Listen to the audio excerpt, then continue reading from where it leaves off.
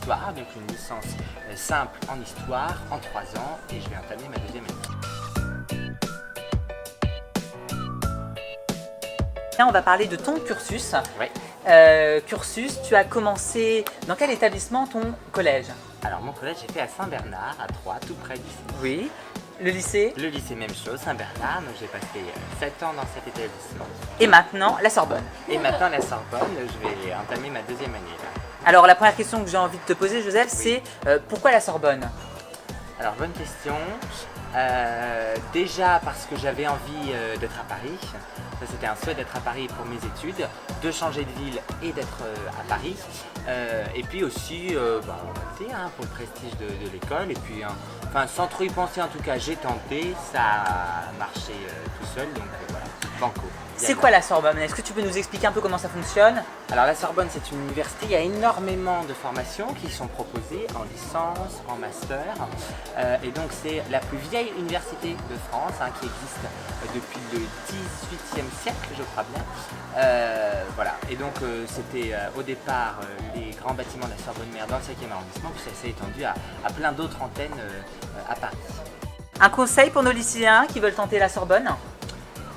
Alors, en ce qui concerne l'académie dans laquelle nous sommes, donc les pont de Reims, c'est l'académie de Reims, c'est sélectif du coup pour nous puisqu'on n'est pas du département d'Île-de-France et de l'académie d'Île-de-France, donc on passe en réalité, alors moi à l'époque c'était encore AVB, c'était la dernière année d'admission post-bac, et donc je suis passé moi après tous les étudiants de l'académie d'Île-de-France, les places qu'il a restées, il faisait une sélection à travers toute la France des étudiants qui avaient postulé dans les différents cursus proposés par leur université.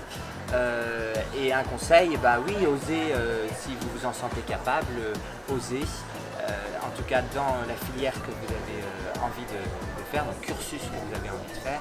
Je crois que c'est surtout ça qui est important avant l'école. Les études supérieures, c'est vraiment le moment où tout se décide et puis où l'occasion est de pouvoir faire ce qu'on aime. Alors, Joseph, quelles sont les grandes différences entre le lycée et la fac? Alors les différences, elles sont multiples. C'est totalement un autre univers. Moi qui venais donc de l'établissement Saint-Bernard, qui est un établissement privé, en tout cas semi-privé, ben voilà, c'était un tout petit espace. C'est vrai que moi je connaissais à peu près toutes les personnes de ma classure, des autres classes et du lycée en général. Donc la fac, c'est vrai que nous par exemple, rien qu'en première année d'histoire, on est 500. Moi je suis basé à Clignancourt, donc pas dans les bâtiments de la Sorbonne Mère. Et dans le même campus que moi, on a la deuxième année d'histoire, de la sociologie, de la musicologie, de la géographie. Donc c'est vrai que ça, du coup, ça brasse beaucoup de monde. Donc il y a un côté un peu impersonnel de l'université.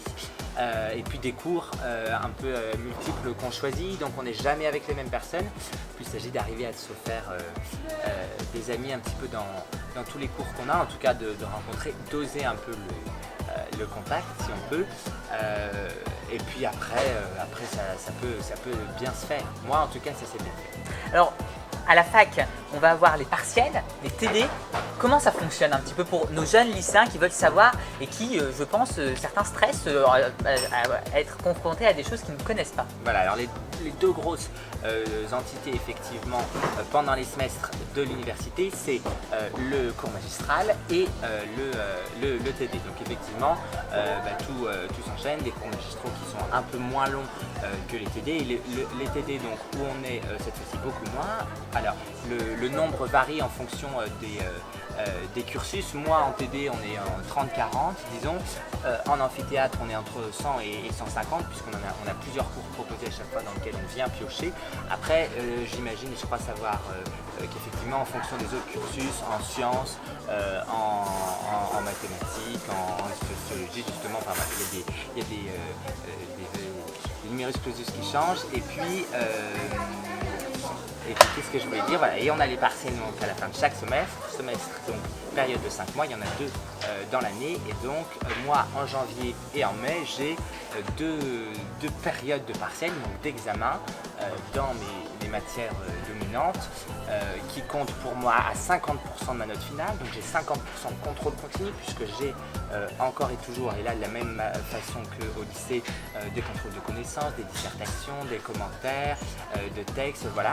Et donc ces gros examens de partiels qui ressemblent finalement tout bonnement à des épreuves de baccalauréat ou d'examen, voilà, de dissertation, de commentaires, de 3, en histoire c'est 3 heures, parfois ça peut aller plus dans d'autres matières ou au moment du master. Alors est-ce que dans ton cursus on a beaucoup d'heures de cours? C'est quelque chose qui inquiète et souvent on se pose la question, est-ce qu'on a beaucoup d'heures de cours? On pense tout de suite à ça quand on rentre, est-ce que je vais avoir 20, 25, 30 heures de cours par semaine? On a bien moins d'heures de cours qu'au lycée, ça c'est une particularité de l'université. L'université, elle est là pour apporter une base de connaissances. Elle est très peu là, on va pas se mentir, pour l'accompagnement. Ça c'est un vrai changement, c'est ce que j'essayais de dire un petit peu tout à l'heure par rapport au collège ou même au lycée. Et donc, l'université, elle apporte la base de connaissances. Il y a des bibliothèques qui regorgent de milliers de livres, de dictionnaires, etc., où on peut piocher toute une base de connaissances. Il y a des cours, évidemment, avec des professeurs, mais le nombre d'heures, donc, est pas forcément très conséquent. La masse de travail est conséquente, la masse de culture générale, de livres à lire, etc., doit être là au cours d'une année, et ça c'est à fournir personnellement.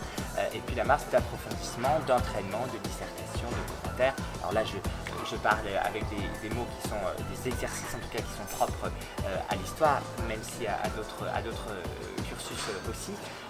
Et donc voilà, moi tout bonnement, j'ai une quinzaine d'heures de cours, donc ça fait pas beaucoup, mais ça oblige effectivement alors à avoir beaucoup plus de travail personnel, donc de l'exigence.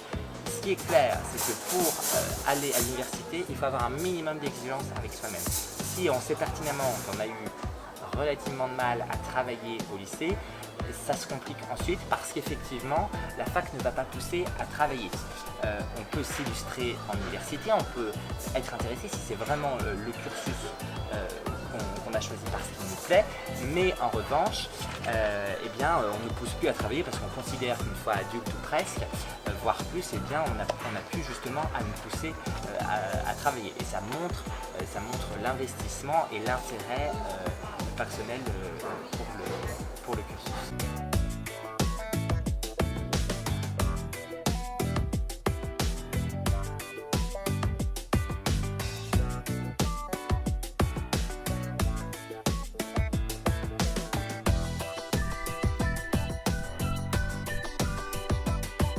On se retrouve très vite sur notre chaîne YouTube pour la suite de ces numéros qui ont rapport avec les étudiants, leur parcours, qu'est-ce qu'ils vont faire, qu'est-ce qu'ils souhaitent faire.